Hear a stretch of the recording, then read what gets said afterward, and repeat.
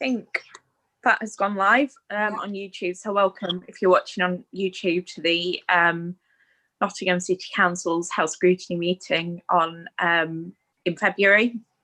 I'll quickly go through the agenda. So item 1 is just committee membership, and that is to confirm the resignation of Councillor Angela Candola. I'd like to thank Councillor Candola for the work that she did on this committee. I think she was a really powerful voice, and we are sad to see her go. Item 2, apologies for absence. I've got apologies from Councillor Phil Jackson due to illness. I don't believe there are any other apologies. Please shout up if you think I'm wrong on that. Item 3, declarations of interest. We've mentioned this in our pre-meeting and no one has raised any, so I'll take that as no declarations to make. Item 4, minutes of the last meeting. Can we have a show of hands if people are happy with the accuracy of the last minutes of the last meeting?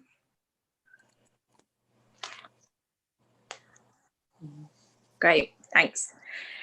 And then just before we move on to our item for today on platform 1, I do just want to voice the committee's concerns about the vaccination programme. We had asked the CCG to come to this meeting to discuss the vaccination programme in Nottingham and Nottinghamshire. And we are disappointed that no one from the CCG was available to come. I understand that the CCG is planning to come in March to discuss that, but we are, as a committee, disappointed that it couldn't be done this month, as we, as councillors, I'm sure others are experiencing quite a bit of confusion and misunderstanding about the programme. So again, just to reiterate that we are disappointed not to have a representative here to speak about the vaccination programme, but we hope that you will be here in March as promised to discuss that. The item that we've got on our agenda today is the platform 1 practice, which is something that we've discussed over a number of meetings, and it was agreed that with the new provider, the CCG would come back to this committee in February to discuss that. So just to run through, I think we've discussed how that is going to play out. We have the CCG who are going to present first, and I believe you've got a number of presenters here on that.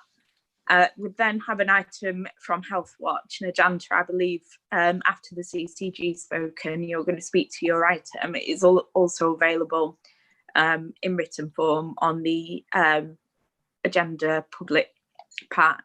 And then we have Dr. Paul Scotting, who is a representative from the Voluntary Homeless Sector Forum, who's going to speak about some work that they've been doing on the mobilisation plan and some concerns that he has there. And then we'll, as usual, open it up to questions from members.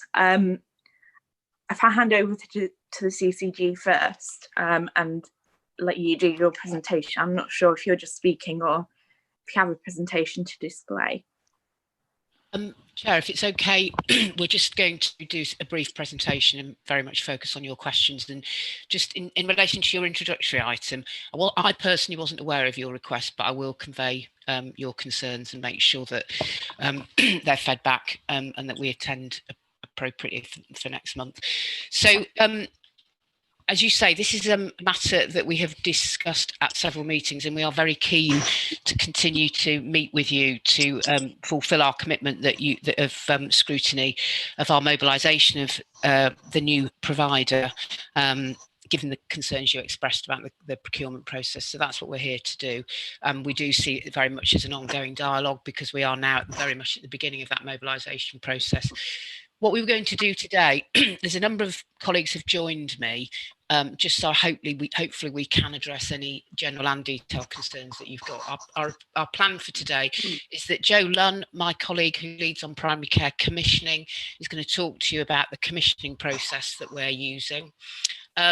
Then I'm very pleased to have Drs. Mauji and Hart from General Practice Alliance, who will be the provider of the service from the 1st of July and who are currently working with NEMS, the current provider, to ensure that smooth mobilisation. They are with us and they need to go back into clinical practice by 11 o'clock, if at all possible today. And also Dr. Trimble, who is a GP who supports CCG, is here as well. And Lewis Vittoria will talk to you at the end about our engagement approach. So hopefully between us, we will be able to respond to any of your questions. So I'm just going to hand over to Jo. Thank you, Lucy, and thank you to members for inviting us back, and good morning, everybody. So following on from our last couple of meetings and attendances at HSC, obviously we're now in a position where we've communicated to members that the contract award has actually been made, and Nottingham City GP Alliance are our successful provider as part of that process. And to ensure a smooth transition, the CCG has looked at the extension of the NEMS contract and can confirm, as documented within the brief, that we took the decision and have confirmed with NEMS their agreement to continue that extension until the 30th of June to allow a smoother transition and elongated period for that. So therefore, the new contract with Nottingham GP Alliance starts from the 1st of July. I am getting quite a bit of feedback. I don't know whether everybody else is, but I'm certainly getting quite a lot of feedback. If everyone, I will do this as well. If everyone could turn their microphones off if they're not speaking, hopefully that may help. Thank you. So the aim of what we want to do today is to give you a brief update on the comms and engagement with patients, stakeholder engagement that's ongoing. Lewis will pick up towards the end of our presentation, where we're at with mobilisation, and then hand over to the GPA colleagues to introduce themselves and their plans for going forward. So as you're aware, we've written to patients in the past, and we accepted that writing to patients is not the only method of communication we need to explore. And through our stakeholder engagement and working with key stakeholders that support our patients at Platform One, we're starting to explore alternate channels and the best channels for each of our patient cohorts, particularly those that are vulnerable, and how they receive messages and what is the best methodology to actually communicate to each of those patient cohorts.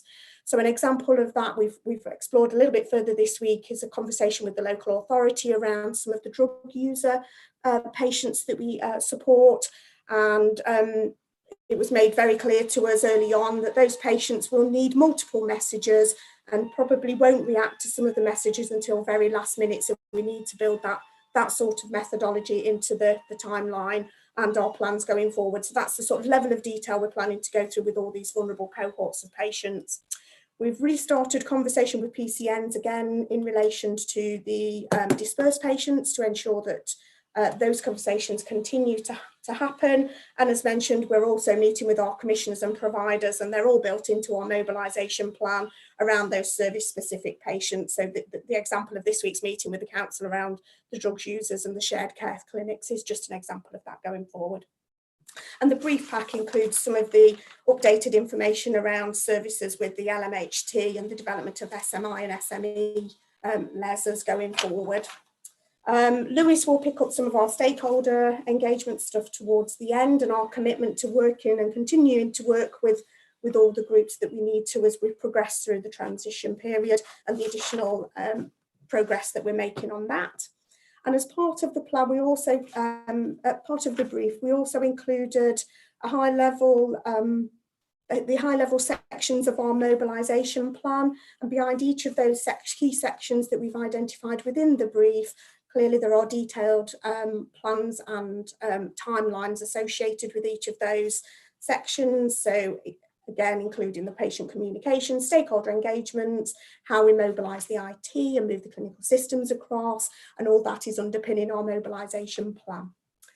So without further ado, obviously Nottinghamshire GPA, as Lucy mentioned at the beginning, we've got Dr. Jonathan Hart with us today and Dr. Hussein Mailji, who are going to outline for you their plans and how they will progress with the mobilisation and then the services that will be delivered from the new practice.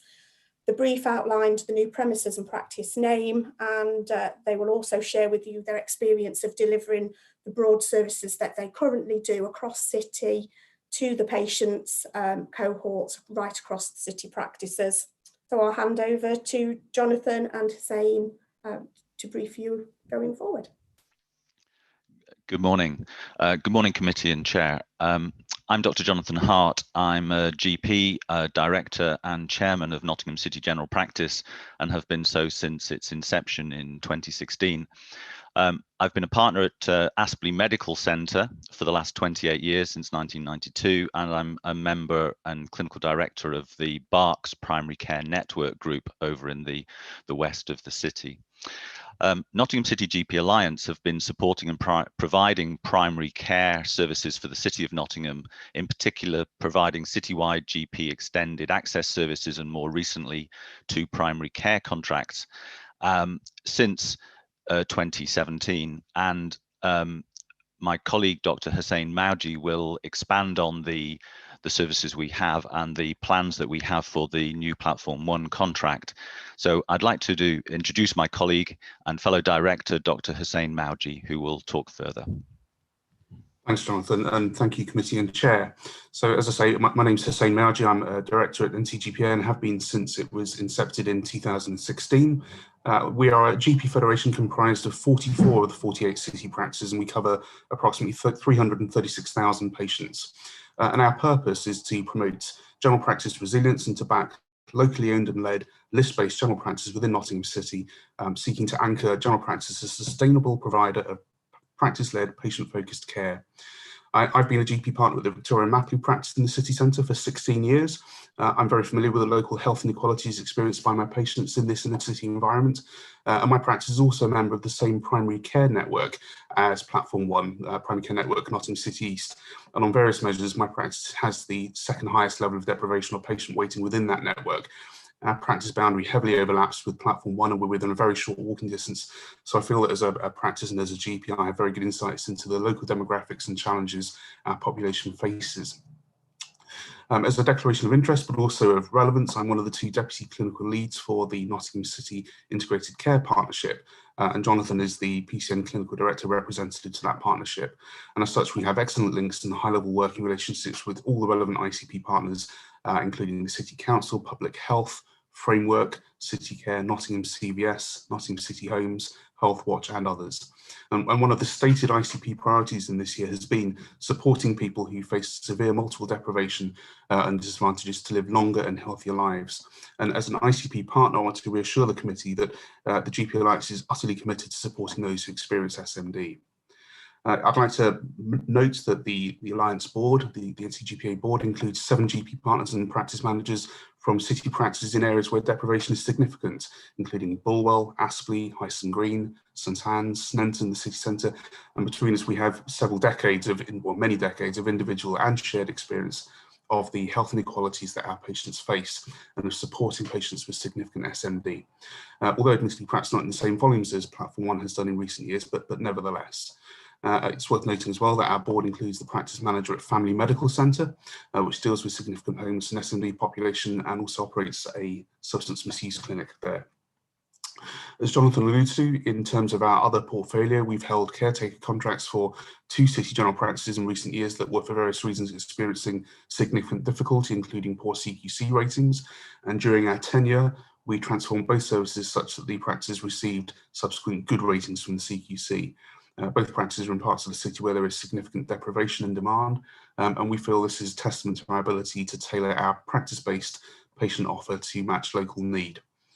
For the last couple of years, the Alliance has offered the Stubbitt Smoking Cessation Service, which was in part resourced by a contract with Public Health, which specifically asked us to target groups with mental health problems and those with substance misuse problems, including drugs and alcohol. And as part of that service, we have a history of engagement with the Wellbeing Hub in the city centre to try and provide services to this cohort of our population in a location that suits them better. It's worth noting as well that the Alliance provides the GP Plus Extended Access Service Upper Parliament Street and has done for the last 3 years, which offers a mixture of weekend and evening appointments. At present, we offer about 192 hours a week, delivered by a mixed clinical team, which includes GPs, nurses, clinical pharmacists, physiotherapists, smoking cessation advisors, and others. Platform 1 practice has been the largest referrer of patients to the service over the last 3 years, and their patients are well used to attending the Upper Parliament Street site, particularly given that previously NEMS used this site as a branch surgery for the Platform 1 service.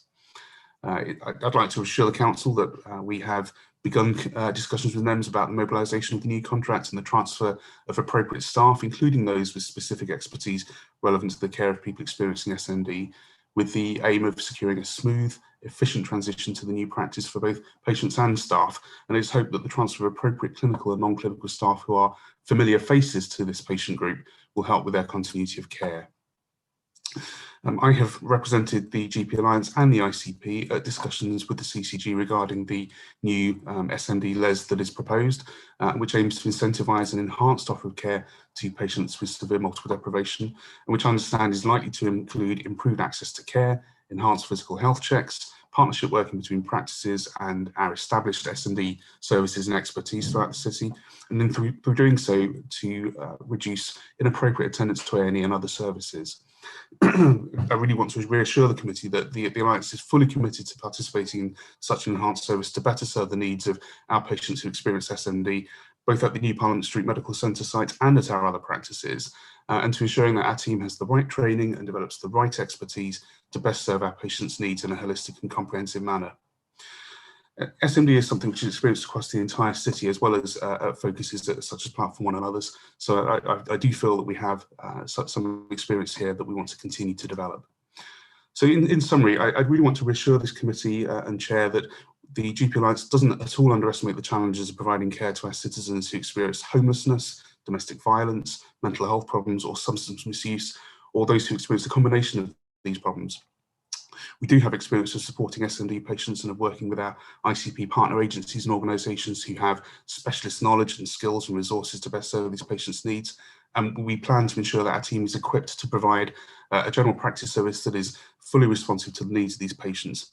And most importantly, we want to work collaboratively with the commissioners, with NEMS as the incumbent provider during the transition, and with SND patients themselves and their advocates to ensure that our new practice delivers care that supports people who face severe multiple disadvantages to live longer and healthier lives to the best of the ability we can serve them. Thank you, Chair.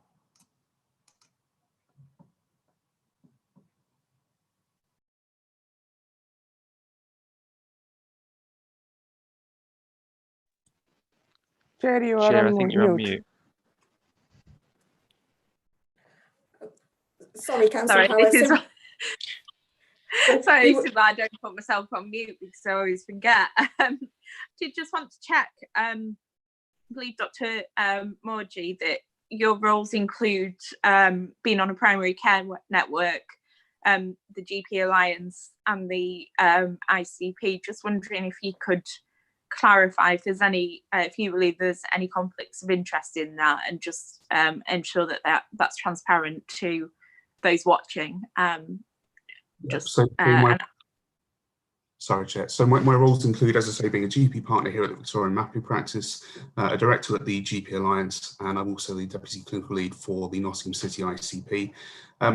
These have been stated as potential conflicts of interest very clearly throughout, and as always, conflicts of interest are important to acknowledge and to manage. My main focus is that I want to ensure that we offer the best and right level of care to all of our population across the city, that as a city we address health inequalities wherever we can find them, that we proactively seek them out and address them, and that's a stated aim of the GP Alliance and its member practices as well. Great, thank you. And sorry, I've just, my other point that I was going to make, now I've just done exactly the same, is just to remind everyone that this is being streamed on YouTube. I'm sure many of us are not necessarily okay with all the NHS acronyms, so I know I've just done it, it's very easy trap to fall into, but if we could perhaps at the beginning of when we're talking, if we're going to use acronyms, just to mention what they are. So when I said ICP, that's the Integrated Care Partnership, so apologies, I'm as guilty as anyone else.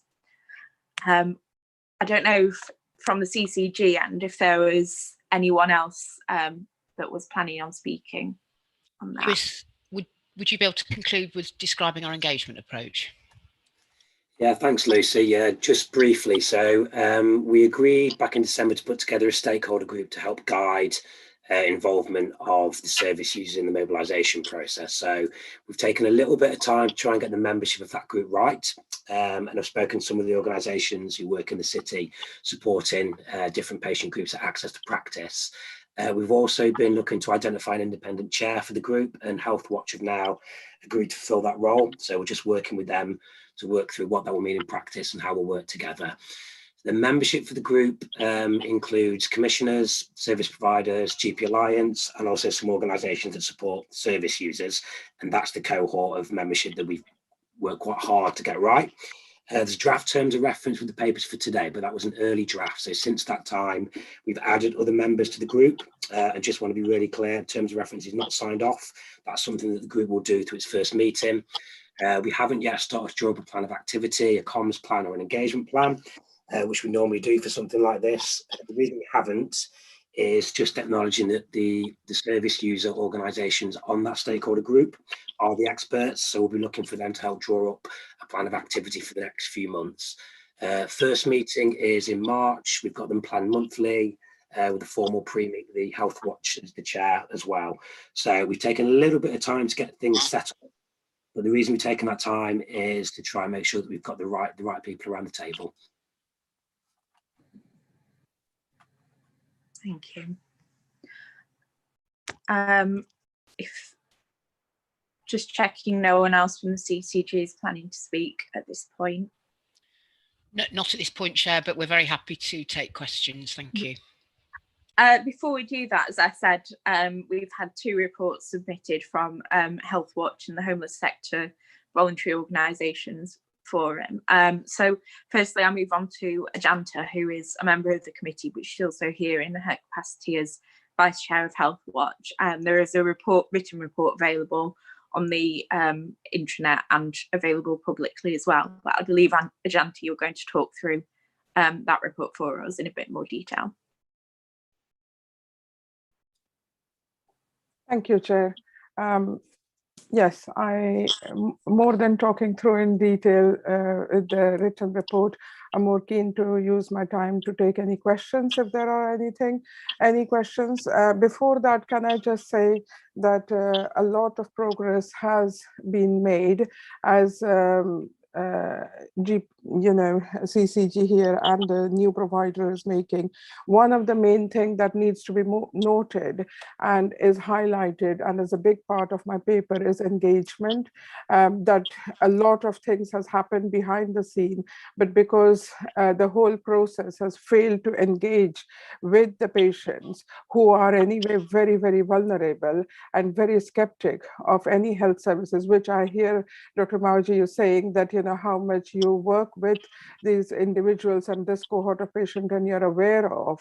And so I fully hope that now that GP Alliance is is on the scene, so to speak, that there will be an acknowledgement that that hasn't happened in the past and has in part led to where we are in part because of that.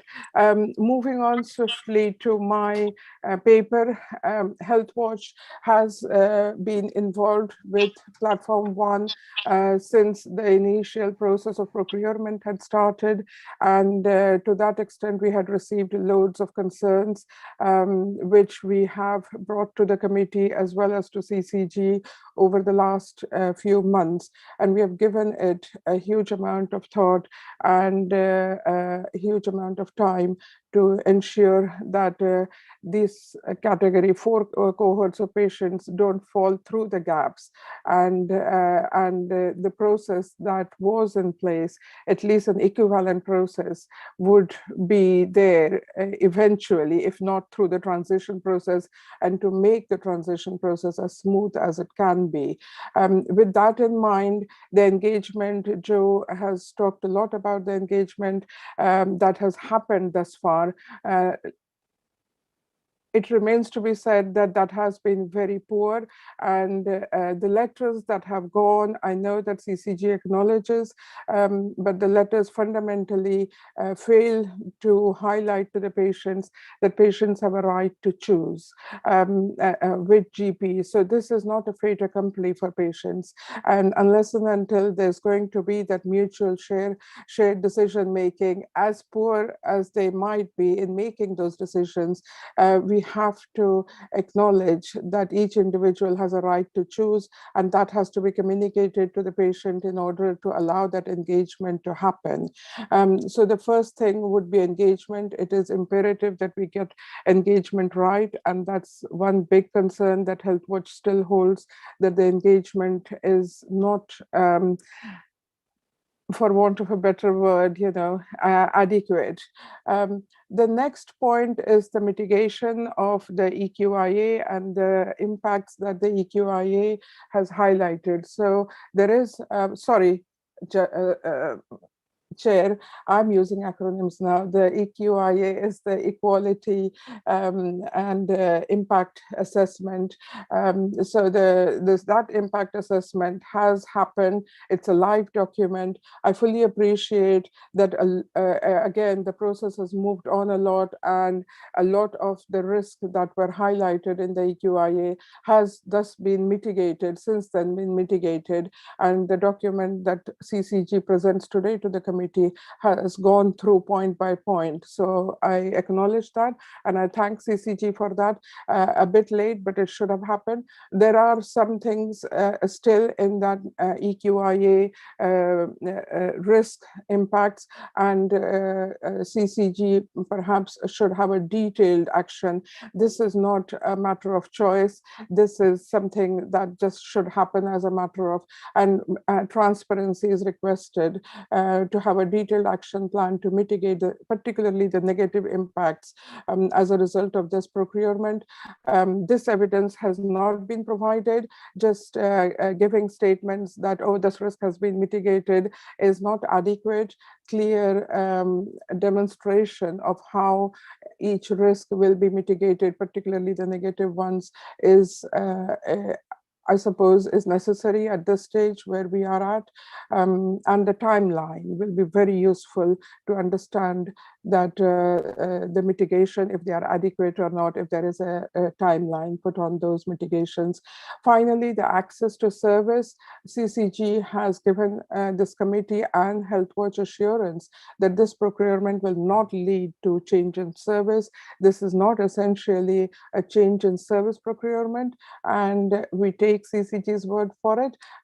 Although the service may not be changing, but the way it will be accessed perhaps will be changing, and that's highlighted in today's statement that CCG has presented with the mental health services. Again, we as HealthWatch acknowledge that a lot of communication behind the scene has happened with the Healthcare Trust, with the local mental health team, and those are the sort of communication we mean should be communicated downstream and finally to the patients, that look, there is a system in place and this is what we are doing, rather than keeping those systems opaque.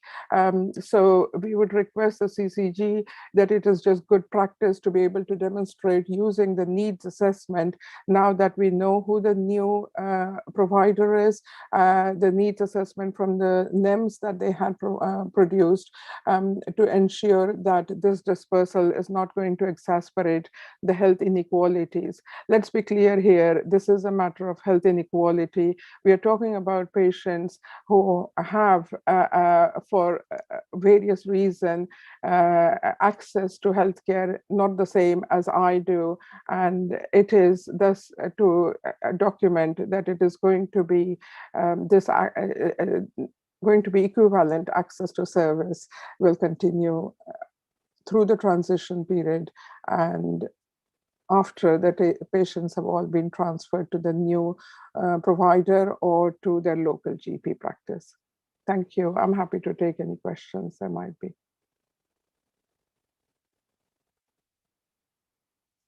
Chair, you're on mute. Thank you. I need to learn my lesson. Can I suggest that we take questions at the end, just for ease to all presenters? So if I move on to Dr. Paul Scotting, who I believe is here on behalf of the Homeless Sector Voluntary Forum to discuss their work and their concerns around the mobilisation plan. So I'll hand over to you, Paul.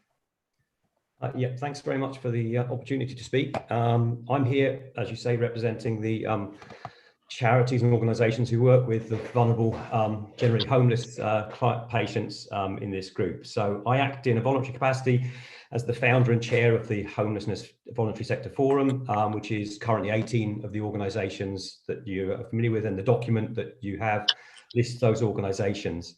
I'm afraid I was only invited yesterday, so the document was a little bit rushed, and Dan Robertson, who is our lead on this, couldn't make this meeting, so I'm here in his place. And because of the short timescale, I have not been able to consult with my constituency, so some of the views here will be, if you like, in a personal capacity, but based on the open letter we sent to the CCG, which was drafted in consultation with all of those groups.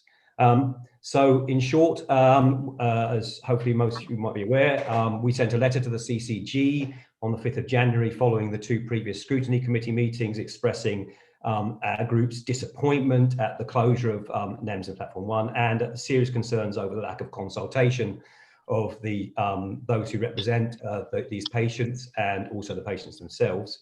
And the issues we raised were around consultation, patient access, the practice boundary and the relevant expertise, most of these issues having been raised at the previous scrutiny committees by councillors and others.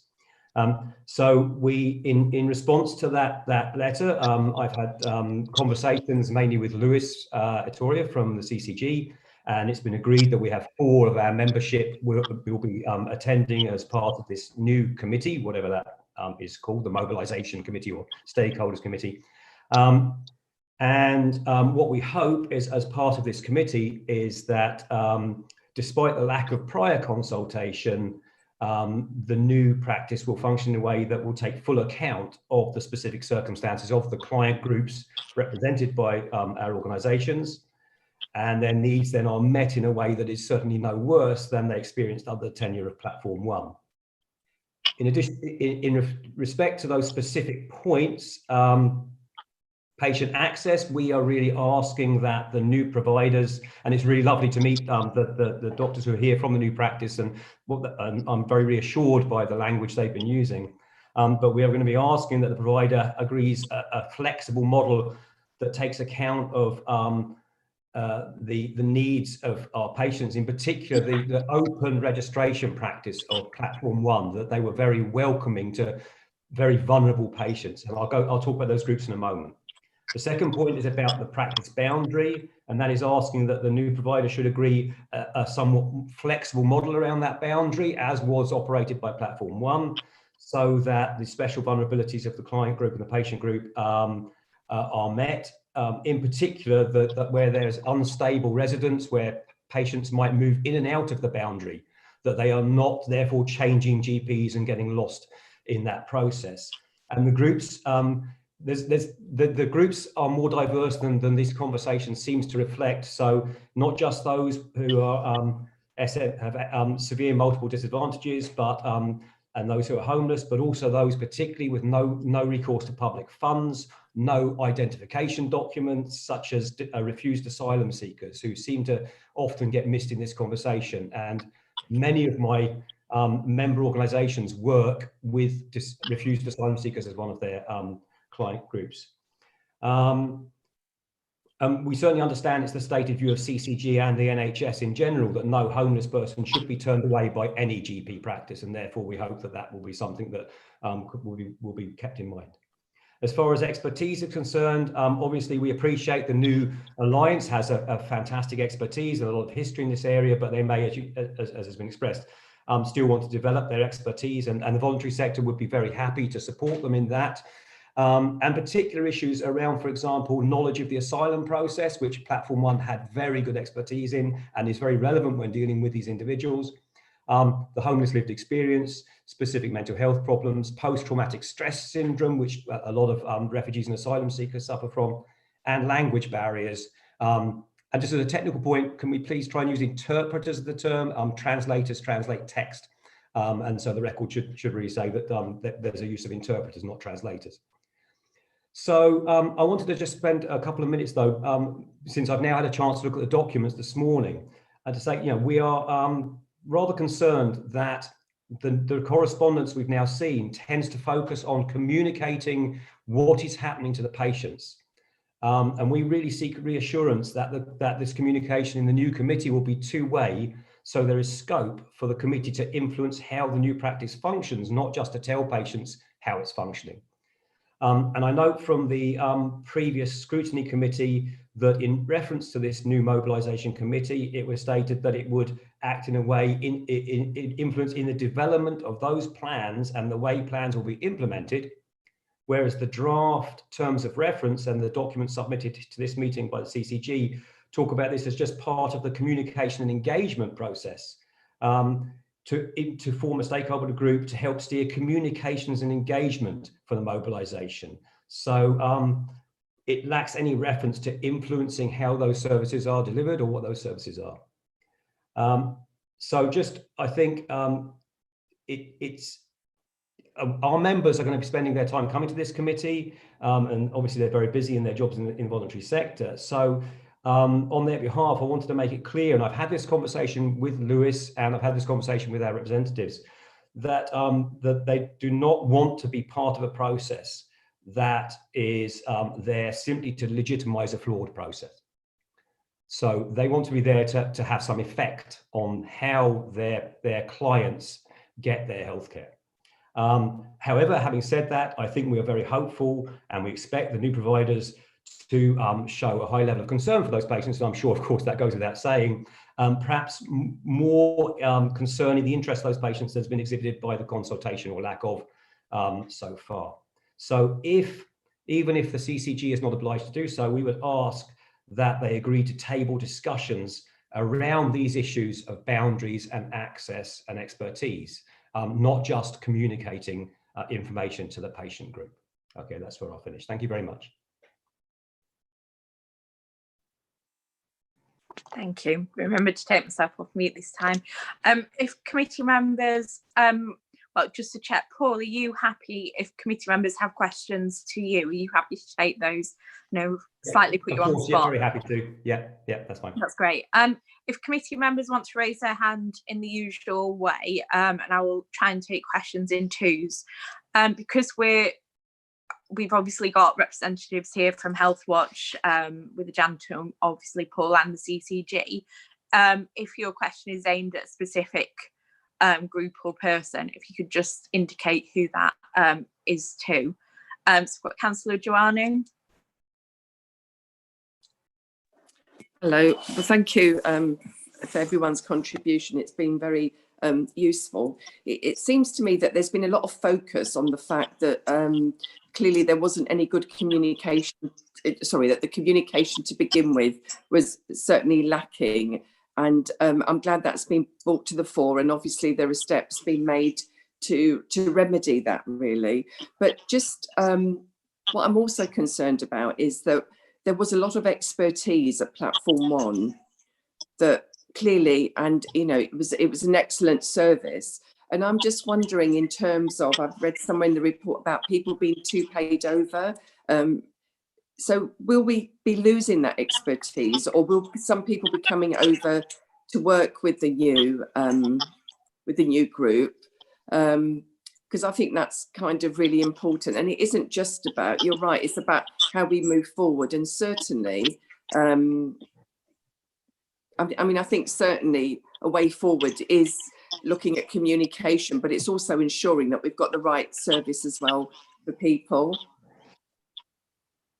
So, that's my question to everybody, really, to everyone and anyone, really, what people's views are on that. I'm going to take questions in twos, so I'll take Councillor Woodward as well. Thanks, Chair. Thank you to everybody that's spoken. It's been really useful. I'm actually asking a question on behalf of Councillor Gardner, who seems to have come out, I don't know what's happened to her anyway, he can't get back in. And it was to Dr. Morgie. And Sam says, if you compare and contrast the existing NEMS offer to the new services and plans for Platform 1 under the NCGA, you said that SMD will be protected. So what service or experience is being lost? Thank you.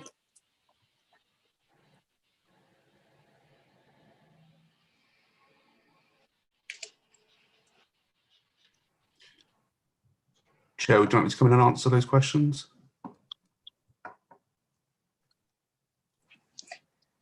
Yeah, I mean, whoever, I guess maybe start with Councillor Gardner's question via Councillor Woodward, because that was directed, I believe, specifically at Dr. Margie, but then move on to the others.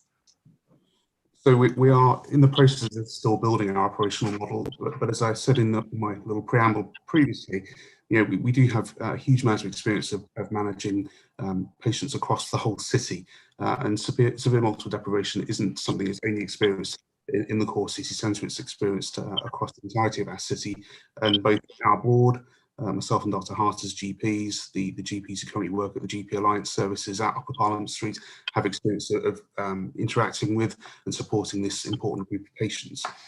In terms of the actual services, we aim to provide the best, most comprehensive, most responsive general practice offer we can to all of the patients that will transfer across to our care, including those who experience severe multiple deprivation. And we are planning to engage with the SMD LES that the CCG is commissioning, which I think is actually a fantastic offer, because it will ensure that patients across the entire city, whether they're registered with Platform 1, with the new Parliament Street practice or any other practice, will be able to access an enhanced offer of service that will tailor care to best address their needs.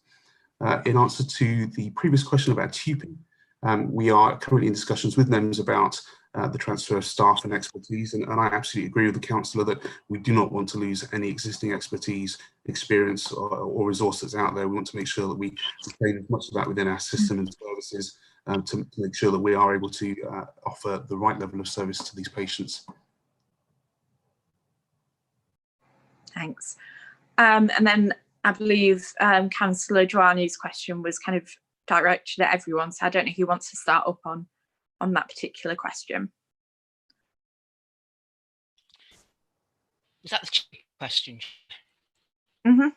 Yeah, absolutely. And I think Dr. Margie's covered that. Then we would want to try, our processes require transfer of expertise. Obviously, people will have a choice, but that will be encouraged and will be warmly accepted by NCGPA.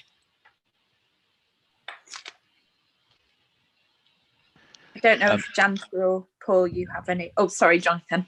I apologise. I just wanted to echo exactly the thoughts, but also just to answer Dr. Scotting's point, we would absolutely welcome discussions and help from the voluntary sector, the Homeless Voluntary Sector Forum.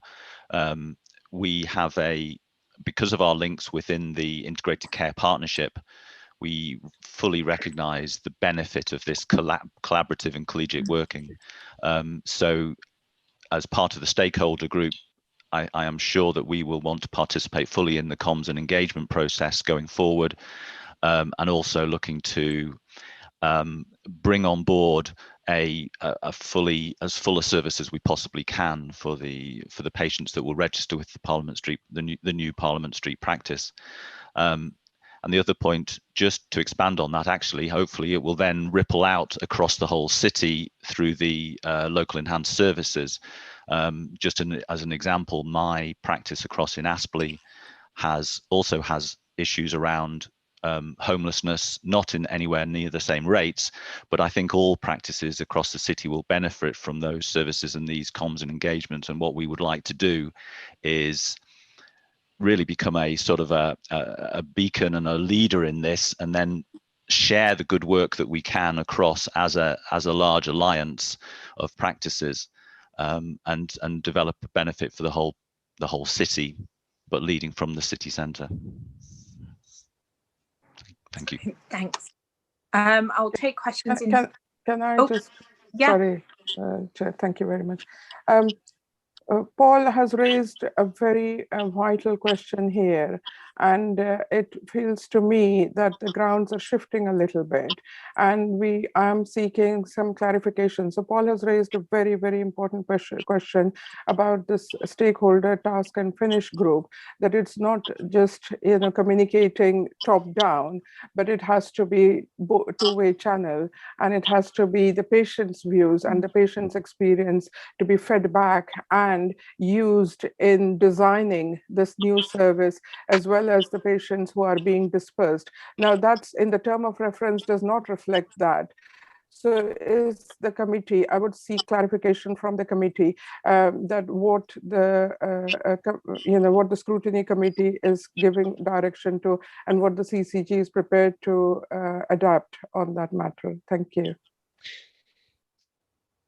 I respond from CCG perspective. I absolutely respect Dr. Scott's view that people with particular expertise in the third sector will not want to give their time to legitimising this flawed process, and that would not be our intention at all.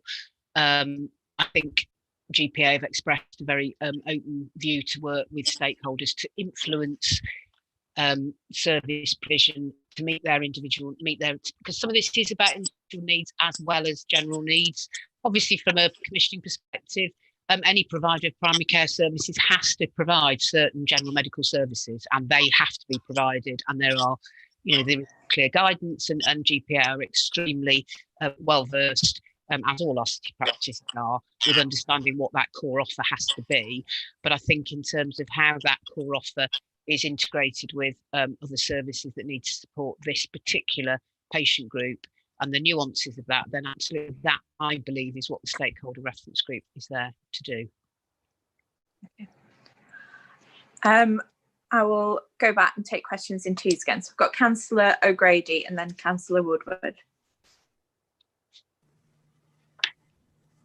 Yeah, it's just to follow up really on this, Paul's points about communications being a two-way street, and Janta has quite rightly brought it up as well. In terms of the, Lewis said that this terms of reference document is, it's not a finished piece. So I would suggest that this be updated within that document, to commit to this being a two-way street process in communications, and that a commitment to working together and listening to the concerns of patients and service users via the expertise of the people who are going to be in the stakeholders group is vital, just as much as communicating back the other way.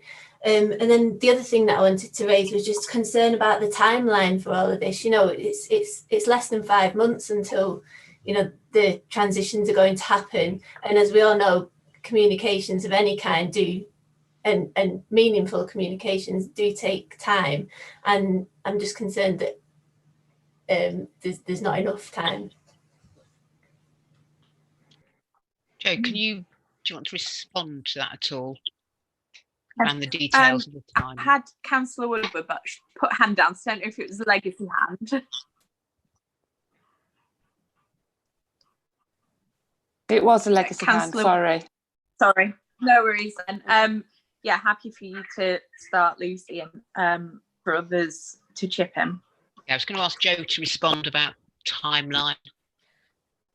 Yeah, so the timeline is longer than we had originally planned anyway. We had originally planned for a 3-month mobilisation, so 5 months has actually allowed us additional time to build in some of the steps that we've been discussing today.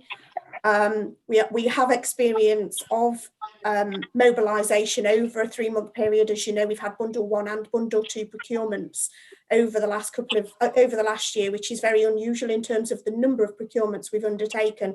But actually, the mobilisation to new providers is not unusual within a 3-month period. So we are confident that the mobilisation can happen for the population of Platform 1 during the 5-month period that we've now extended. I think probably just to add to that, I think both NEMS and as the existing provider and GPA as the new provider would be flexible if we found ourselves at a point where that formal transfer couldn't happen on the 1st of July, I'm sure both parties, we will not have a hard stop where this engagement stops. So I mean, we're very happy to come back to you, I think, as over the next 5 months to talk through with you how that is happening. Sorry, can I just come back on that? It was less about the actual mobilisation and the transition, and more about how the meaningful communications will fit in with that timeline. Obviously, things are going to have to move quickly, despite the slightly lengthened timeline. But in terms of communication, we all know it is difficult over a short period to have those meaningful communications with people, particularly when you're starting up a new stakeholders group to initiate those conversations.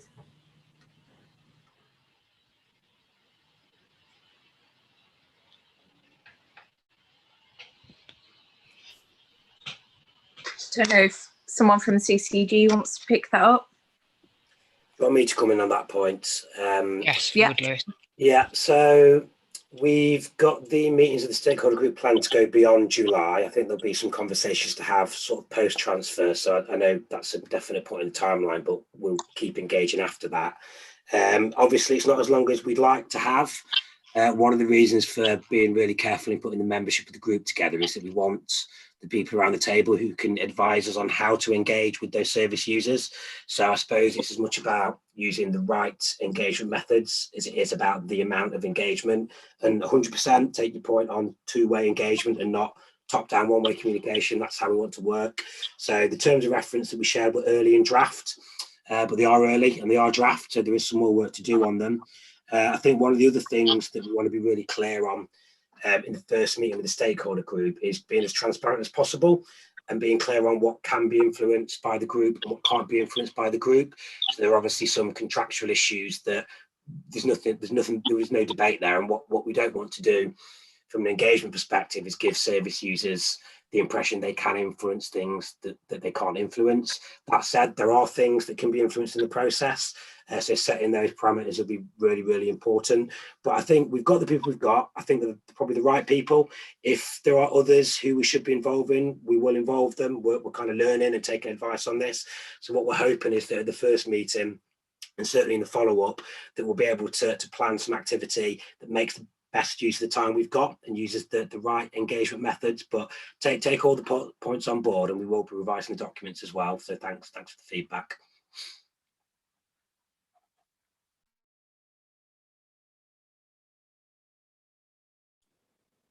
Chair, you're on mute.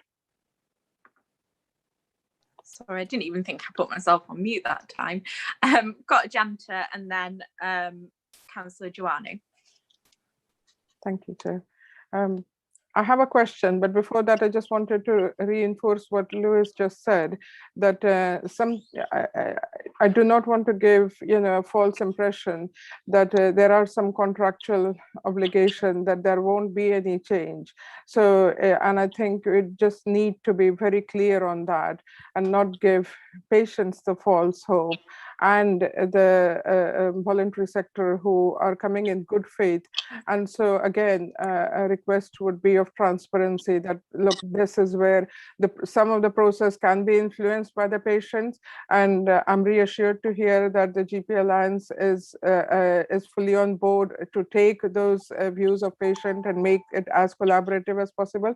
But some of those are contractual obligations. There will not be much shift in that. And it's very vital. It's vitally important to actually manage patient expectation in this process. Moving on to my question, I just wanted to ask GP Alliance the question on, because you have raised, or perhaps CCG can answer about this local enhanced service. Can you give a little bit more details on this local enhanced service and the timeline, first of all, as to when this will be in place, who will will be able to access it? Is it just for GP Alliance, or just for the homelessness, or is it, you know, city and county wide, that all the primary providers, care providers will be able to access it? So, and where, in what phase is this at of development, please? Thank you. Just quickly before I move on to Councillor Joanna, I just want to thank Drs. Hart and Margie for coming to this meeting. I believe that you have to leave us now to go back to clinic and to your normal day job, so thank you for that. But I think it's important that we do carry on the discussion with those that are able to stay. So thank you for your attendance. Thank you for the opportunity, Chair and Committee. Many thanks. Thanks. Sorry about that. Lucy, I don't know if you were going to say the same thing as me. I'm sorry, yes, but thank you for that, for reiterating. No, I was just, sorry, we'll respond to the local enhanced service question when you're ready. No, that's fine. I'll take Councillor Joanna as well. I have to say, I've still got concerns. I still have concerns about the 3,000, patients that have just completely fallen through the loop, really. Sort of fallen through the net. You know, there are 3,000 people that were being looked after by Platform One, which no longer will be. And I suppose my concern is, will we monitor what happens to these people in future, or are we just saying they're going to be referred back to their local GPs? Because I think one of the things we were very clear in identifying quite early on, that, you know, local GPs aren't always the best people for meeting the needs of people, people with lots of, different areas of, with lots of different difficulties, really. So I still have some concerns that, one, that took place anyway, and what's going to happen to these people. Thanks. I'll hand over to the CCG. Yeah. So take two questions in separately. So the first one about the SMD LES. I thought we had said, and apologies if we hadn't at a previous meeting, that will be available to any practice in the city or county. And we don't have a fixed budget for this. If practices need to access funds to support those populations, they will be able to. Now, Dr. Trimble is better able, because he has led the sort of clinical discussions with commissioning colleagues as well, about how that development of that LES is going and how we're engaging and when that will be available. So I think if we start with that question, in terms of the dispersal of the other patients, again, apologies if we've not made it clear. There are a number of patients who, the majority of patients that will be dispersed aren't in this vulnerable population, and there is a method of ensuring that they are appropriately registered with practices nearer their home, and we have normal methods for ensuring that they are satisfactorily re-registered and receiving a general medical service in their home area. And Joe could probably just pick up that. So I'm presuming your focus there is not on the vulnerable patient group, which is what we're talking about today, but the majority of those patients who will be supported in our normal ways. So Ian, could you pick up the where we are with the SMD LES? Sure. Thank you, Chair. A local enhanced service is an extension to the core contract that practices hold. So that's what a local enhanced service means. And we're developing a local enhanced service for people who suffer or experience severe multiple disadvantage. We're not doing this in isolation. We've done this in wide consultation with a whole range of providers and stakeholder groups to develop this. It is at a process that we have a final draft, but we need to do an equality impact assessment on this, precisely because we need to determine how it will impact on patients across the whole of the city and indeed the county. And in terms of addressing inequalities, I think that the point to make is that that severe multiple disadvantage does not just affect patients of Platform One. We've looked carefully at the needs assessment across the whole county, and it may surprise you, but there are actually more patients with SMD in the county than there are in the city in terms of absolute numbers. So it is actually important that we make this service available across the patch, and it will be offered to all general practices in Nottingham and Nottinghamshire.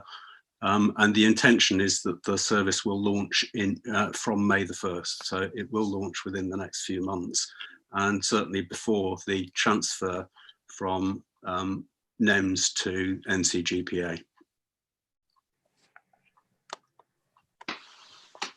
Chair, can I possibly come back quickly? Thank you, Dr. Trimble. Are you able to give us a timeline on the EQIA and whether that document will be available to Scrutiny or available to us, please? The timeline for that is that will need to be produced and approved before the SMD document itself goes to the Primary Care Committee in March. So that's the timeline that we're working to. And yes, of course, we can make that available. Okay. Councillor Giovanni? Sorry. I don't think my question was answered really. That people will be monitored. We know that just that individual GPs don't meet the needs of these people. I don't think to just say that that they'll be monitored with GPs is enough. Really, we need to know a bit more about how their particular needs are going to be met. Sorry, Councillor John, I wasn't meaning not to answer your question. I think what I was saying is the specific concerns about the vulnerable group, I think we are where we are focusing discussions, and that those will be picked up through the task and finish group. I think it's the remainder of the patients. Joe, do you want to describe how we would normally ensure that people do transition to a practice when there is a change of provider? Yes, so for those patients that aren't in those vulnerable groups, what will happen is the patient's registration will be automatically transferred. So they won't need to actually go physically into a practice to undertake their registration. We will inform them of their new practice, and obviously, as Ajanta mentioned earlier, patient choice and what the options are around that. So we have already mapped all of those 3,000 patients to their nearest 3 practices, but we know there are wider practice availability to them in relation to choice. There will be an expectation that the receiving practices will review the patients so that they actually understand the patients that they are getting, and they will become part of their core general practice delivery going forward. Obviously, any needs, as all of us as individual patients will have individual needs, even us that are not of the more vulnerable categories that we've been talking about the majority of time within the committee, but practices will need to be able to quickly understand the needs of all those patients that are moving to them and provide the wraparound services that they need to be able to support them. The services that do wrap around, as Dr. Trimble alluded to, so local enhanced services that support some of these patients currently within Net Platform 1 will still be available to them within their normal practices. Our local enhanced services that are additional services to support patients are available right across all of the 125 practices across Nottingham and Nottinghamshire. And then we would also expect those wider services, including the specialised services, to be considered as part of that transfer for those patients.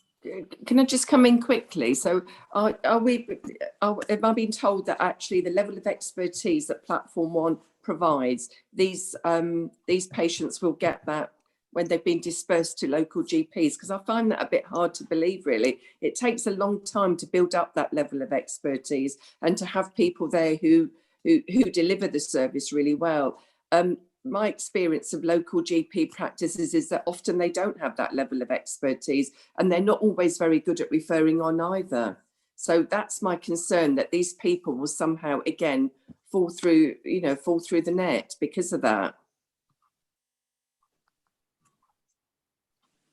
So Lucy, did you want me to come back further on that, and then maybe Ian as well in terms of adding to the general practice conversation? Yes, if you could, Jo. Yeah, thank you. Yes, so all our practices are commissioned under either GMS, PMS or APMS practices to deliver primary medical services on behalf of their patient populations. That is consistent. Sorry, what are all those acronyms? Sorry, so general medical services, primary medical services, or the more recent APMS contract, the additional primary medical services contract. So they're the three contract types that we have where we commission general practice services from. And the core requirements under all of those services are exactly the same in terms of provision for the patients that they serve and they represent, regardless of what presents. And as Dr. Trimble mentioned, we've certainly got a lot of SMD patients currently out in the wider county. There are a mix of homeless patients, not just in that inner city, but right across our population. So our general practice colleagues right across the whole of our 125 practices will be used to actually dealing with the needs of the populations and whatever presents with those patients that are registered with them. Did you want to add anything in there, Ian, as well in relation to... The only thing that I would add is that the GPA themselves have some track record and experience in rapid and unplanned practice closures or service changes.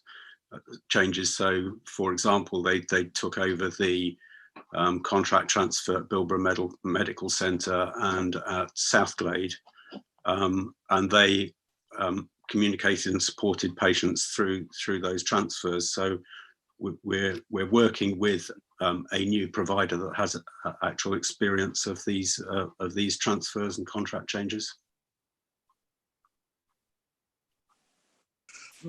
On that particular point, I believe, Jo, you mentioned that patients have been advised of their three closest practices.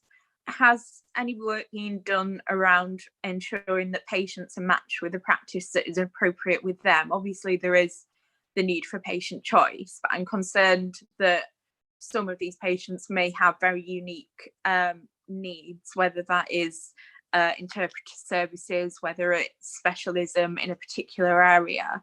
And we know that while lots of GPs across the city have specialisms in these areas, not every single one will. So what work has been done when identifying these three closest practices to them to ensure that those, at least one of those three practices, has the necessary specialisms for that particular patient?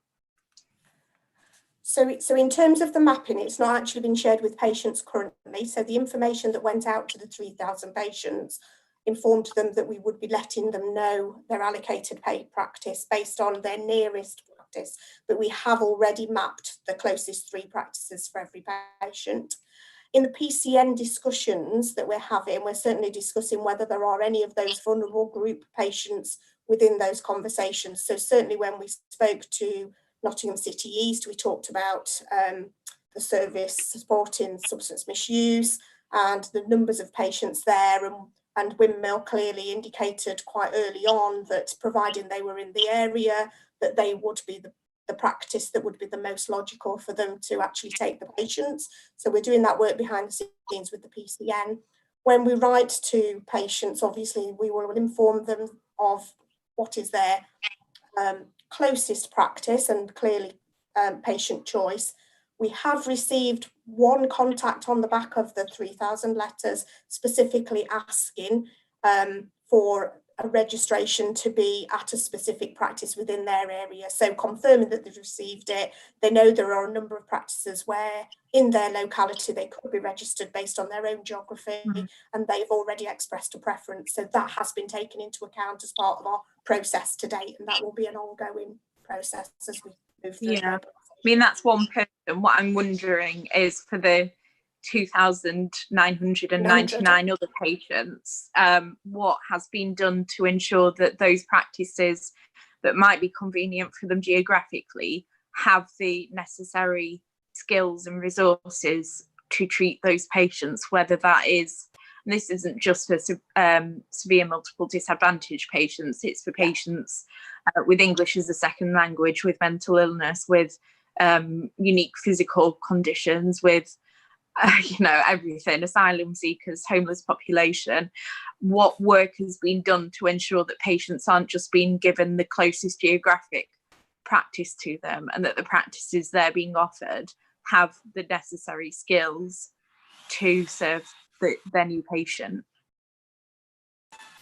So the patient mapping includes any of the information that we've received so far on those patient groups. So, the mapping around substance misuse, mental health patients, but all our practices should be able to support mental health patients. That's not something that's unique to Platform 1, and it's not unique to that inner city population. So all our practices will be experienced in dealing with those patients and referring on to those wraparound services provided by Nottinghamshire Healthcare through the NMHTs.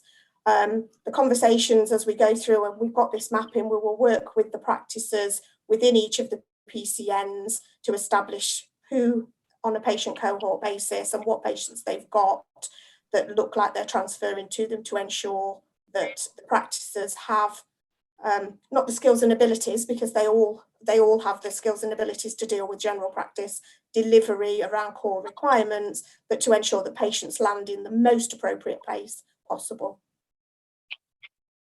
Okay, so has any work been done to date to ensure that those 2,999 new patients are not assigned to the closest geographical practice to them, if there is a more suitable practice within their practice boundary area to suit those needs? I mean, I understand that all GP practices will deal with mental health. That's a given. It's but I would be surprised if every single GP practice has specific expertise in dealing with some of the more complex and high level mental illnesses, but it's also not just mental health, substance misuse. We've heard before that not every GP practice has expertise in substance misuse or homelessness. So what work has been done so far to ensure that those patients are not just given the list of the practices that are closest to them geographically, and are given a list of practices that are able to best suit their needs? So that's part of the work that we're undertaking now with NEMS, to ensure that we've got those full patient cohorts, and that we can then take that information as part of the mobilisation process to ensure that the care plans are in place for handover to the most appropriate place within their geographical patch. So that work has started, and that information is being collated in relation to each of those patients to understand, as Lucy mentioned earlier, how many of them are those lift and shift, not vulnerable, but able to be moved in a more systematic and streamlined way, and then to be able to focus down further on ensuring that appropriate care plans are in place to deliver those patients to the most appropriate setting within the PCN. Yeah. Okay, so sorry, go on, Lucy. Yeah, so I absolutely understand your concerns, and your concerns are quite rightly at an individual patient level. And when we're talking about patients at this number, it's hard to describe how we will have that focus on individual patients. Now, a lot of that, as Joe said, is now, because bear in mind, as a CCG, we don't have access to patients' records, we're not allowed to. So, but the two practices will now be having those discussions on a patient-by-patient basis as the list moves. I wonder whether what we could do, because clearly we need to keep coming back to you, we need to keep ensuring that you are able to scrutinise that we're discharging our duties properly. I think there are three broad categories of patients. So there's the transient, not transigent population, who are those people who may be sofa surfing, who are homeless, who we absolutely right, who need a huge amount of service wrapping around them, and we need to make sure that we've both got methods of finding and communicating with them and properly supporting them. And I think, platform GPA, if they were here, would say that no patient will suffer. Those patients will not suffer. They will continue to treat those patients. There is then a cohort of patients who are vulnerable, but who choose, because of their particular needs, to seek care, have chosen to seek care at Platform 1. But their family may be resident outside of the city, and there is again, this is probably a discussion that clinical colleagues can have with you more holistically, but we do need to look at the pet family as a whole. We need to look at safeguarding issues, and there will be conversations with those individuals about saying your care may be better provided in a local practice where your family are being cared for. So I think that's a group that we need to manage. And then there is by far the biggest number out of this 3,000 who will be people who simply chose to register with Platform One in the city because they worked in the city and they felt they got that, and they will be repatriated to their home practice and patient choice. So I wonder, Joe talks about the mapping, and we're not trying to be untransparent, but I think as I think we need to break our mapping down into these patient cohorts now, and come back to you on that and say, what are we doing about that vulnerable and transient population? What are we doing about the vulnerable, but more those who do have housing, and we make sure we can provide them holistic care, and have we ensured that all those other patients that are being dispersed because it was simply choice to be treated in the city, they don't have particular needs, have been properly allocated. I don't know whether we could do that, because I just think when we're talking at general level, we're going to struggle to give you that assurance. No, I appreciate that. I guess I think my concerns, and I hope these reflect the rest of the committee's concerns, I guess. In terms of patient group one is, the vulnerable, the multiple disadvantage, possibly transient living, is I don't want to see a situation where someone perhaps isn't actually sofa surfing and they have a permanent address, but they don't have a stable permanent address. Yeah. They may live in Bestwood in my ward for 6 months, and then they may move to Clifton for 6 months, and then they may move to Woolerton for 6 months. And while strictly speaking they are not homeless, they're not sofa surfing, they are transient, and I don't want to see those patients having to move 1, 2, 3, 4, 5 times a year because of their life circumstances. And I guess in terms of patient group 3, which is the people who don't necessarily have severe multiple disadvantage, I would still argue that a lot of them do have some sort of quite complex need. I know it's difficult to talk about it at this time in the current climate we're living in with lockdowns, because a lot of people aren't working in the city centre. But my kind of feeling was that a lot of those patients came because they have long-standing conditions where, whether it's mental illness or physical illness, doesn't really matter, but they had long-standing conditions that required numerous GP appointments, perhaps every week, every other week, every month, and it can be difficult to maintain a full-time job if you then have to travel an hour home to go back to the GP to come back in for an hour. Whereas at Platform One, obviously it had the benefit of being in the city centre. They could perhaps take a half an hour break during their lunch. I would like to see some sort of occupational therapy type thing, type support, enabling people to maintain employment, perhaps more when we go back to normal, but be able to manage their health appointments as well, and perhaps the surgeries that they're being registered at, having out surgery hours out of the 9 to 5 day, because we know that maintaining employment is good for people's health and well-being. And I guess this goes for all of the groups really. My worry is that we will end up with patients receiving a list of practice 1, 2 and 3. These are the closest to you, but actually they may need interpretation services. It may be that practice 1, 2 and 3 don't have that and have to have it in over the phone or over video consultation, which can be intimidating or quite daunting to do. Whereas practice 4 actually, maybe a little bit down the road, but still close to them, does have interpretation services.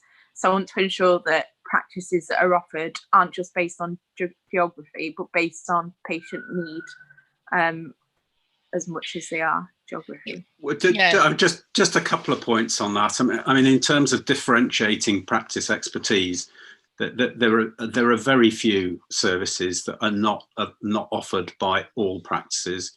So translator or interpreter assisted appointments are actually available at all practices. That's universally available. One service that is not universally available, which is provided through a local enhanced service, is substance misuse services. So if there are specific patients with that problem, then they will need to be guided to a specialist practice. But other than that group, there are very few that would not be able to be handled by any practice across the city. And just to return to your point about cohort 3, the cohort of people who are working in town and may have preferred to work or go to platform 1, I think one aspect of the pandemic is it's actually going to change the way that medical services are delivered.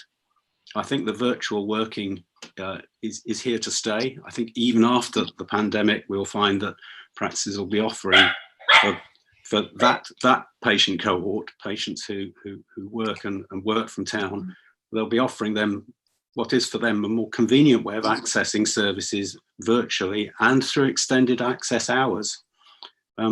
That's here to stay. Yeah, I mean, I would suggest that not everyone likes the virtual way of working. It's not particularly helpful to all patients. In terms of the interpretation service, it'd be useful to have clarification. My understanding was that there is an interpreter service available at all practices, but for some, that meant an additional person either coming into the appointment and sitting there and interpreting the GP or the professional that they're seeing to the patient back and forth, or over the phone or video. Not all practices, as far as I'm aware, have GPs or nurses or other medical staff fluent in some of our most commonly used languages, which I think is quite different to having, I think it can be quite different going to seek medical advice and having someone interpreting from English to just being able to speak in your own language that you're comfortable. I have a janter, so I'll bring a janter in. Chair, may I request that you take Paul's question first? Yeah. I was only going to mainly echo everything you have raised on the patient choice. Going to the common denominator of geography is not the best choice, but I'll come back. Please revert back to. Yeah, Paul. Yes, thanks, Chair. It was really just to add a little detail to the question we were just talking about with the 3,000 patients being placed to other GPs, because an area of expertise you've mentioned is the second languages and the use of interpreters. And one point around that is it does require quite a degree of training to use interpreters properly, but as I'm sure Ian feels that's already there, I guess, with most GPs.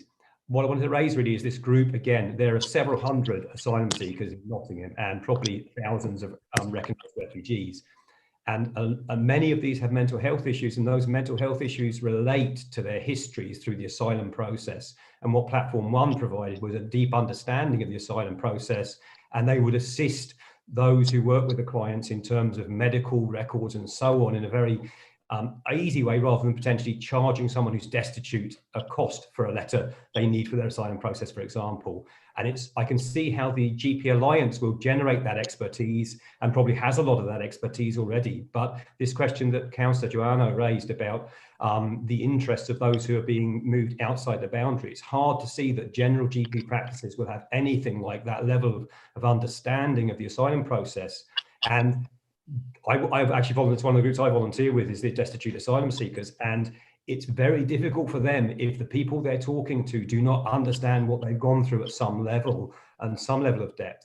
And so I do think that that's being sort of missed in the conversation. This is what these three groups that Lucy has mentioned, that's a very crude subdivision. And the first group includes multiple different vulnerable groups.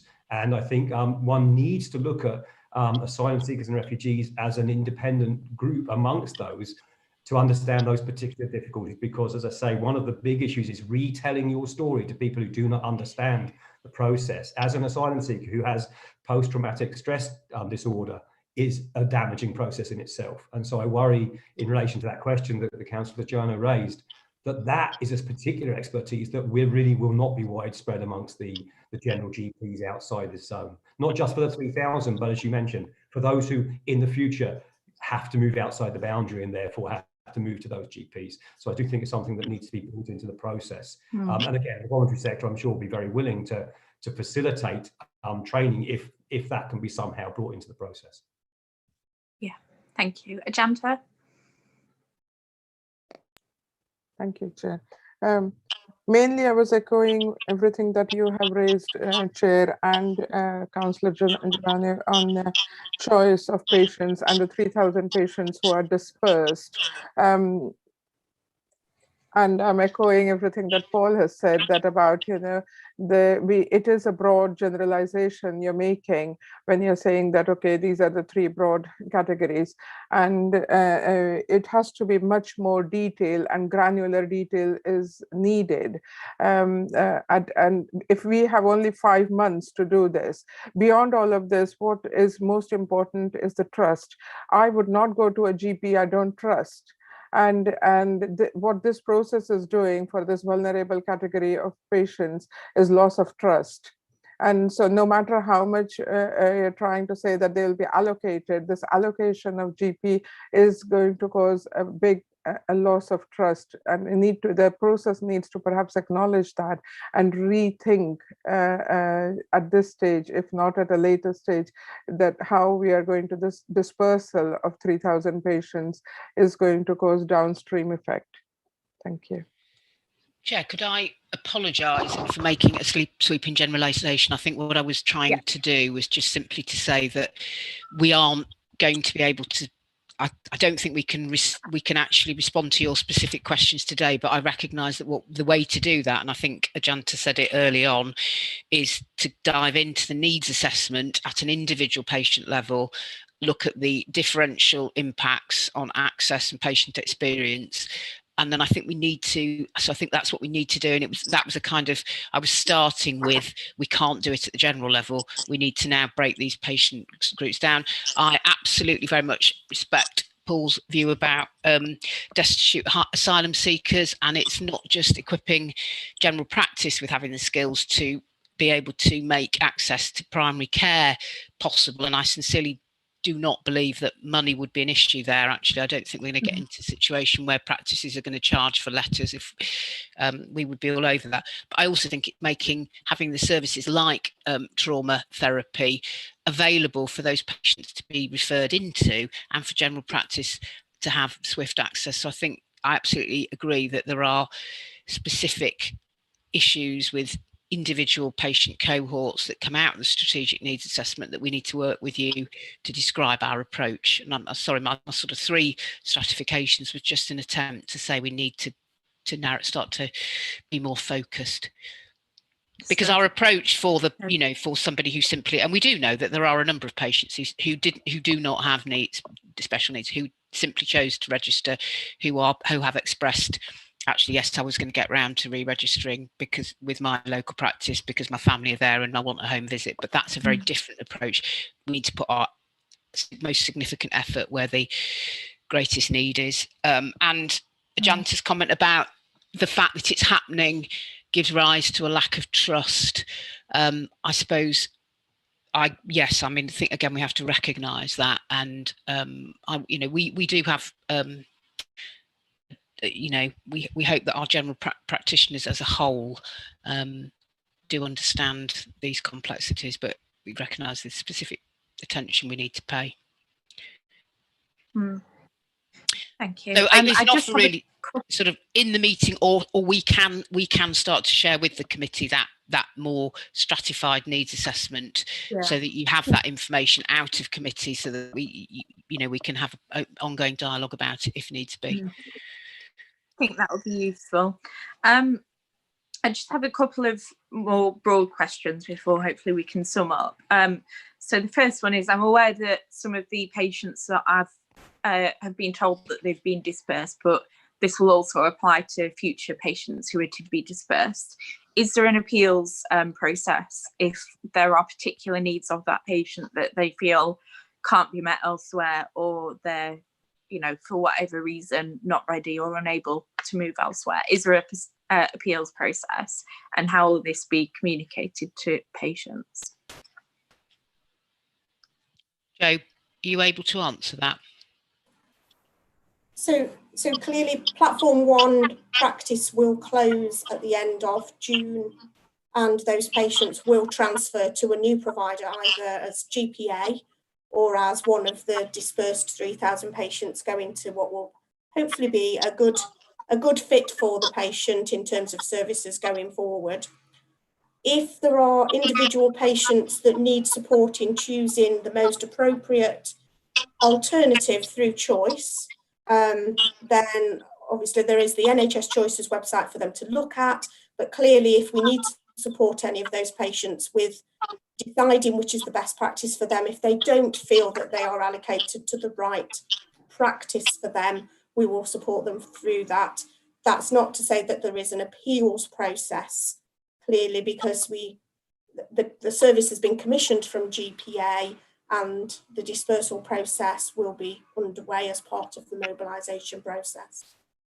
I appreciate that there will be help in finding patients a new practice. I'm, for all intents and purposes, treating NEMS Platform 1 and GPA Platform 1 as the same thing, because I think the CCG has tried to echo multiple times that it is the same service. So I'm taking that in good faith and saying, you know, I'm treating that as the same service. What I'm asking is there will be a very small number of patients who, for whatever reason, whether it is trauma from you know, seeking asylum, or trauma from anything really, where patients find it very difficult to engage with new people, there will be, you know, there'll be a multitude of issues, and I think it'll affect a very small number of people. But for people who are in the dispersed list now, or will be in the future, who just aren't able, and it is recognised that they won't be able to engage with a new provider, whether on paper it meets their needs, in reality it doesn't, because they won't be able to engage. For those people, will there be an appeals process that can be looked at individually at their individual circumstances to assess whether they can stay on at the practice as an out of area patient? If I answer, yes, I think is the answer. So certainly working with Health Watch, we do get flagged with us individual issues around patients' ability to access their existing general practice or whatever. And we would always, and hopefully would recognise that, we will listen, we will talk to their existing practice. If it is an issue, if there's not a fit with that patient and that practice, we would have to have the dialogue with other practices. But yes, absolutely, you know, there is never going to be a situation where we say, you know, we're not having that discussion. So yes, I think we would and I think people like Paul, those who are advocates for these patients, I think if we are made aware of them, absolutely, there would be a conversation. It isn't a formal appeals process, but it would be a conversation about with other local GPs about the benefits of registering with other GPs, and also, you know, disbenefits around things like home visits, and how they may be handled if you were out of your area. But yeah, we would on a patient by patient basis, of course, we'd have those conversations. I wouldn't call it an appeals process because there isn't a protocol, but there's a dialogue to be had. I think it would be useful if perhaps if Paul and Ajanta are willing to work with Health Watch and the forum to set up some sort. You know, I don't expect it to be large numbers of patients, but there will be patients there who have particular possibly trauma needs and would find it near to impossible to engage with a new provider if they're only just starting to engage with their current provider. Clearly it will be a detriment to them to force them to move to a new service that they wouldn't engage with. So I would like to see some work with Health Watch and the forum, if they're agreeing to that, to ensure that those small number of people can be picked up and supported to stay at the new Platform 1 practice, if that is deemed to be the most appropriate option for them. We'd be very happy to do that. Chair, can I just come in quickly? Sorry. Thank you, Chair.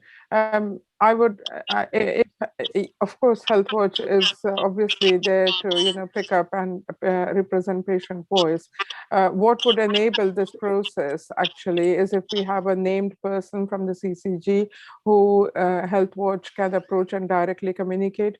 That breaks down the long chain of communication. And by the time the matter is attended, and in these categories of patient or in any primary care, time becomes of essence. I agree with Lucy that we do have a mechanism where we do raise any concerns that we receive. If HealthWatch makes a decision that this is of material importance and this matter, even if it is just one experience, we need to raise it. We do both. We raise it with a particular GP practice as well as with CCG, but the timeline it takes through the process. So it's much better to have a named person. We have a named person at HealthWatch, and in order to make this efficient, we would request a named person from the CCG who's dealing with these matters in future, please. Thank you. Perhaps if that's something the CCG could contact HealthWatch and perhaps copy us in just to make us aware about. Yeah, and I mean, I'm happy for it to be me actually, because I think it's not about just their access to their GP; it's the other services that GPs may need to refer them into. So so I'm very happy for it to be me, and I would work with Joe and potentially other commissioning colleagues in other services. That's great, thank you. I guess sum up. So I mean, I would like to thank you and thank others who have had to leave earlier for coming today. I think it's been a useful discussion. I mean, I think I and the committee would reflect Paul's and the Voluntary Set Homeless Forum's kind of desire and need for a more flexible approach to registration systems, and would like to make sure that that is set out fully and formally, and also reiterate our concerns that still stand around the practice boundary and having patients move from practice to practice because they don't have a permanent or stable address. I will reiterate those again, and we would like to see that closely monitored. It would be useful if we could have, I don't expect this now because I'm sure you might not have it to hand, but perhaps for the next meeting, clarification on what staff expertise from the old platform 1 to the new platform 1 is being carried over, and what expertise is missing and what you're doing to ensure those posts are filled. I guess both in the long term, but also in the short term, whether there is any sort of locum type system that GPs or healthcare professionals at the new practice can tap into if they need to. I understand that you're due to come back to our next meeting in March to discuss the lessons learned from this, which I think will be useful. Can I suggest at that meeting, rather than ask you on the spot now, that you also bring, if it's finished, an updated terms of reference to reflect what was previously discussed and discussed at this meeting about all members having a voice upwards and downwards, and ensuring that all of our representatives are represented, and that our representatives there are able to represent their patient group and their support group properly, and take on some of Paul and the group he represents today their concerns, and perhaps have an update at that when you come to discuss the lessons learned in the next meeting. I think the committee appreciates that there is an extended mobilisation plan from to normal circumstances. However, I would say this isn't a normal circumstance. We're dealing with a very vulnerable group of people in the time of COVID, which makes it just not normal anyway. So I welcome you, Lucy, that you said that it can be, if we get to 5 months and it isn't ready, that can be flexible, but it would be useful to have some actual confirmation that will happen and how it will happen if it does indeed come to that. I mean, there's been a lot discussed today, and I think it is, an important discussion. I think, normally I wouldn't ask you to come back so many times, but I think given the time frame we've got, it is important that we get this done as quickly as possible to ensure the best outcome for patients. So I would suggest, therefore, I know that you're coming back in March, as I've said, to bring the lessons learned and the, if you're agreeable, the mobilisation plan and the terms of reference. But could I also suggest that you come back to the committee in April to discuss some of the things that you mentioned, Lucy, about the different groups of patients and how we're best fitting them to their new GP practices or working to keep them on if necessary? Would that be agreeable from your end? It absolutely would, but I'm equally happy to share. I think we need to build this approach, so we need to describe to you. We can certainly respond following this meeting to how we're diving into that needs assessment. Absolutely, yeah. Because I think, yeah, and if you, yes, and we can come back in April. We can probably update you as well in March on that, because I think that. But yes, absolutely, and that will be a big focus, no doubt, of the conversation in the mobilisation group. So. That would be useful, yeah. I mean, any detail that you can pass on to the committee in the meantime will be useful, so we can kind of have a read of it and think about what is happening. But I think it would be useful to have a opportunity for a more in-depth discussion, because obviously it's a very detailed discussion. I'm just conscious of our work programme. We've got quite a lot on in March, I believe. You know, obviously with the 2 items, it may take some time. So also, I'm not saying I wouldn't want it to come earlier. I think it would be useful to have those documents earlier so we can read them and have a full discussion at our April meeting. Yeah. Well, we will start to share that information now. We can get into a bit more detail about the approach. That would be really useful. Thank you. I mean, thank you once again for coming to the meeting. You're welcome. I'm sure you've got the things that you need to get on with, so I'll close that item. But thanks once again. I look forward to hearing from you in due course with those documents and seeing you again in our March meeting to discuss this. The final item on our agenda is a work programme, which we discussed at our last meeting, where the committee is in the process of arranging some training for members around the different kind of roles that and responsibilities that we have as a committee. Alongside that, we'll be looking at the work programme for the coming year. I just want to check, Ajanta, have you been invited to those meetings? No, Chair. We'll make sure that we could, Kim, if we could put that down just to ensure that Ajanta is invited as well as a full committee member. Just next month, the current work programme, we had a short discussion at our pre-meeting, so it may slightly change, but we are looking, obviously we hope to have the vaccination programme here today, but unfortunately that didn't happen, so we are requesting that the CCG do come in March. We believe it's urgent. And we also had, as mentioned before, another discussion on Platform 1 on the lessons learned and an update on the mobilisation committee, the terms of reference and how that's going.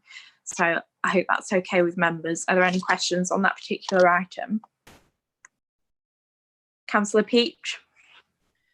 Yeah, thanks, Georgia, and apologies I couldn't get to the pre-meeting, but yeah, the March agenda it does look too full, so I think it just needs slimming down somewhat.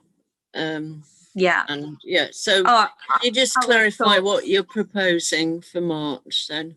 Yeah, our thoughts were obviously vaccination programme we felt was urgent. We would have liked it to have come to this meeting, but that obviously was not possible. So we believe that that is an urgent item that must be done. And we also think given the timescales we've discussed today with Platform 1, but also that they're bringing their lessons learned piece of work back to us, we believe that'll be helpful in helping us understand what lessons they have learned, what lessons we can learn, and how to use that. So we believe those two are essential items. We're proposing that tomorrow's NUH, we haven't heard back that they need to come to our March meeting, so we're proposing that we postpone that until we hear further information. And then the GP services review, we're proposing that we schedule it in as soon as we can, but we don't believe it is we believe that the other two items we discussed take priority. Yeah. And with the suicide prevention strategy, we're hoping to schedule into April. Obviously, we do believe that is an urgent piece of work, but we do think it can wait till April. And I think, is there not some? I mean, is there some duty or regulation that we have to review it? There is some sort of deadline, isn't there, on their strategy? There is. I don't know if you know, Kim, but I don't believe pushing it to the April meeting would affect that. No, I don't think so, but we can't just stick it on an unscheduled list. No, I think that's in the pre-meeting we said that it is an urgent item, but to give it full consideration, we wouldn't want to do it in a meeting with two very large items, and that it is probably the one that can wait till April. Any further questions on that? No. Oh, Ajanta. Thank you, Chair. Chair, and the GP services, it's to be moved. I completely understand that. Otherwise, it's a very full agenda, and it becomes difficult to give every item proper scrutiny. One of the things we do need to, perhaps we are finding at Health Watch, and it needs urgent attention, is the changes in the GP practices that are being brought in so very fast. The main thing being the virtual consultation. GPs love it, but it does need some scrutiny in order to ensure that those 48% of population out of the 2,000 very small population who were consulted, 48% weren't happy with yes, that's something. Thank you. Okay, Kim, could we just make a note of that for the minutes, and to add to the items to be scheduled on the work programme when we can discuss further at the meeting that we're going to look at the work programme in depth? Yes, I'll add it to the long list for discussion at the session, the informal session on work programming. That's great. I can't see any more questions, so thank you everyone for attending. I know it was a long meeting, but I think it was necessary and useful. And have a good rest of your day, and hopefully we'll see you all soon. Thanks. Thank you.